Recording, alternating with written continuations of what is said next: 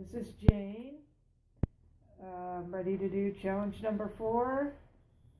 I have my friend with me, Joe. Hi. He's from Australia. He's lived in Modesto, where I live, where I grew up for about 10 years. And we're just going to ask him a few questions about some of the differences between here and Australia. Okay, so why did you choose to move to Modesto? Well, my parents had just passed away, and my wife at the time, her parents were older, so and my daughter was coming up for school. So at that time, it was a good time for us to come out. And my wife got a job as a nurse, and they paid for everything. So it was just an opportunity we'd been thinking about beforehand, and it was like the perfect opportunity at the time. So we did it. Okay. What was the biggest culture shock you experienced? Well, when I moved here, Australia's a lot slower, more laid back. The traffic is crazy. LA is there's so much traffic. But the biggest thing I noticed was what they call Black Friday. I thought it's just crazy. It's that many people going in there to save a few dollars. I've never seen anything like that before. We have something similar to that, but not on the same scale. It was just so intense. It was just unbelievable to me. I think I was shopping a little too seriously. Yes. Yeah. So what are some of the social and political differences between Australia and America? Well, things I've noticed over the 10 years of being here, I would say it's right. Well, we have universal health care, but I think there's more benefits for those who need them, like single mothers and the unemployed. The benefits, the way we do things, are kind of structured different, where you have food stamps and there's more of a sort of it's more spread out. We just we just give them benefits. We don't do all these separate little things. So it's kind of organised different. I just think it's a better system, and the end result in that is that we have less homeless people, dramatically less homeless people, and we don't have people who work and get food stamps. It's just not heard of in Australia. Everybody who works gets a livable wage that they can support their family on. So I think that's the major difference there. So they have a better, more organized social structure. Yes, especially for the poor and the lower middle class. There's more resources there.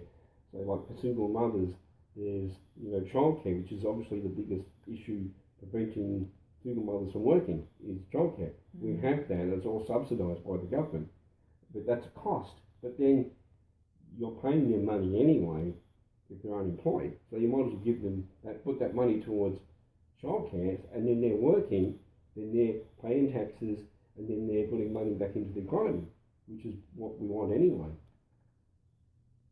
Okay. So what's something that America can learn from Australia? I've always, since I've been here, I think that the biggest benefit Australians have that the Americans don't have is universal health care, without a doubt. Now, even that's getting more popular now, there's so many advantages to that. For example, especially for small businesses, they don't have to worry about that. A big expense for small businesses is providing insurance for their workers. That's not an issue in Australia. If you go from one job to another job, you have to worry about, getting that healthcare, making sure you have healthcare for your family. That's not an issue in Australia. If you lose your job for a month, that's not an issue in Australia. Now, we all pay for it, but it's paid for in our taxes. And the cost per person is about half of what Americans pay for their healthcare. Because you're taking, things like big pharmaceutical out, you're taking the insurance companies out of the equation. They don't get to regulate how much you pay for your health insurance. It's not, and the government don't control it. They just fund it, but it's controlled by a separate body. I think just that's one single thing that would benefit America so much that Australia has. What's one thing you think Australia can learn from America? One thing that I've seen in Australia that it's frustrating. For example, if for entrepreneurs and small businesses, it's much easier to start in America. For example, there was a guy in Australia was trying to get something going, but he came up with this idea. He got a patent, but he couldn't get funding for it. So where did he go? He had to come to America to get funding for this. A great example is the black box, which is an Australian invention, which is in every single airplane. It has to be built in the airplanes. That's an Australian invention, but it was built in America because the Australian guy who invented it couldn't get it off the ground in Australia. So that is something that America has that Australia doesn't have. They encourage that entrepreneurship, and pushes that, and it's easy to get funding for that. So I think that's a great thing. So we're a little more business friendly here. Definitely, it's you're more geared to getting that sort of thing off the ground, and which is great. It encourages that in universities and beyond that. It encourages that. In Australia, that's kind of stifled. It's really hard to get anything off the ground in Australia like that. That's different or unique. What if there was one thing you could change about the world? What would it be? Greed, without a doubt, because every single war is for greed. We go to war, we fight wars. It's we have homeless people because of greed. Mm-hmm. People working at Walmart, they don't get paid a fair amount of wage because the people who own it are obsessed with making profits, and then the people at Walmart are getting food stamps because they're not earning enough wages. You have something like 5% of the people of the world control something like over 60% of the wealth. Mm-hmm. That wealth discrepancy is crazy. You've got all these people at the top having so much money, and it's getting worse and worse. And then you have people who are homeless and struggling just to put food on the tables for their children.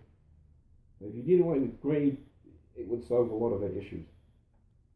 I was reading somewhere that they said the world's top 86 wealthiest families have as much wealth as the bottom 50%. I'm not too sure of the figures. Something like that. Yes, it's definitely out of proportion. It's ridiculous. Way out of proportion. All right. Well, thank you for welcoming me into your house and letting me interview you. It's my pleasure. Thank you. We hope you enjoyed it. Have a good day. Thank you very much for tuning in. Bye.